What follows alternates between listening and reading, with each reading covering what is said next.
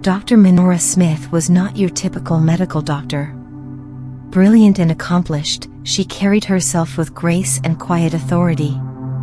Her office was filled with plaques, degrees, and photographs of grateful patients, but it wasn't the accolades that defined her, it was her unwavering faith in God and her compassion for people. She believed healing went beyond prescriptions and procedures. She believed healing touched the soul.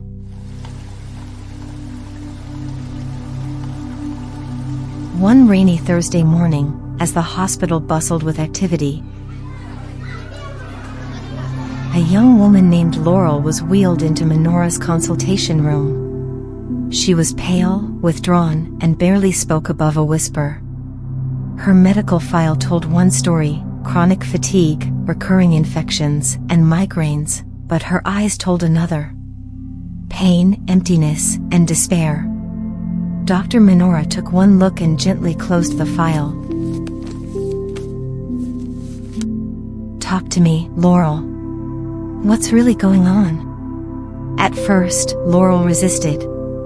But there was something in Menorah's voice, a quiet calm, a deep empathy that broke down her walls. Slowly, she began to talk. About the sudden death of her fiancé, the loneliness that crept into her days, the sense of worthlessness that made her body ache more than the illness itself. Dr. Menorah listened, prayed silently, and then took her hand. "Laurel, your soul is crying out for healing. And we're going to walk this journey together."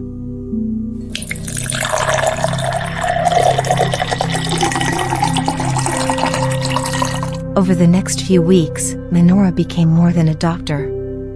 She became a friend and mentor. She arranged for Laurel to meet a counselor, adjusted her medication, and gave her books on faith and purpose. She invited her to her church's support group and checked in with her regularly. More importantly, she spoke words of life into Laurel. "You are not alone. You are not forgotten. There is still a future for you."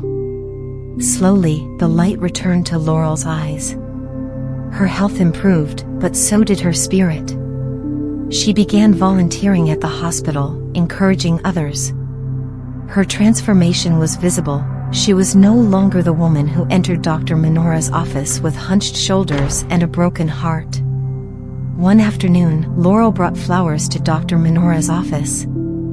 "Thank you for not just treating my body, but for healing my soul," she said with tears in her eyes. Dr. Menorah smiled, her eyes warm. "That's what light does. It doesn't just shine, it ignites others." And as Laurel walked away, Dr. Menorah whispered a prayer of gratitude. For purpose, for people, and for the divine privilege of being a vessel of healing. Healing is not always about curing an illness. Sometimes, it's about restoring hope, renewing the soul, and reminding someone that they matter. You don't need a title to be a healer, just compassion, patience, and the courage to reach out. Be someone's light today. You never know whose life you might ignite.